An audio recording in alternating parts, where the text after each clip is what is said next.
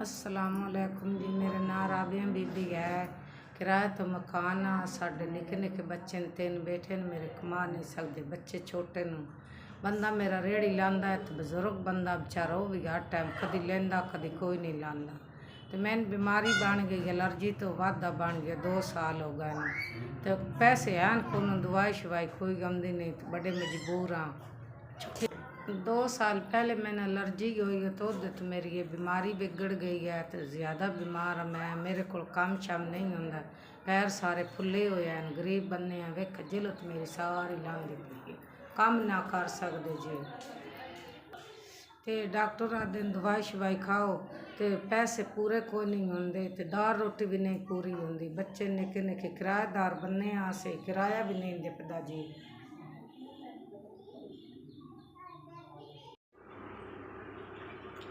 ਤੁਹਾਡਾ भला होगा, तुसी 5000 रुपया गलिया, अल्लाह पाक तुहानू बाला देवा, अल्लाह पाक बहुता देवी अपनी जनाब चो, अल्लाह तेरी जिंदगी करा। मैंने बहुत बीमारी जी बनी हुई आई, तो वो वास्ते तुहाडा 5000 रुपया आ गया, अल्लाह पाक तुहाडी जिंदगी कर, अल्लाह तुहानू बहुता देवा, अल्लाह तुहानू सिद्ध जिंदगी देवा अपनी जनाब चो। ਤੁਹਾਡਾ भला होगा। मैं बीमार हाँ, ज़्यादा एलर्जी बनी हाँ, तो वास्ता हूँ किसी डॉक्टर में चेक कराना, तो को दवाई शवाई लेनी, अल्लाह पाक तेरा भला कर, अल्लाह तेरी जिंदगी करा, तो दवाई शवाई लिसांगा।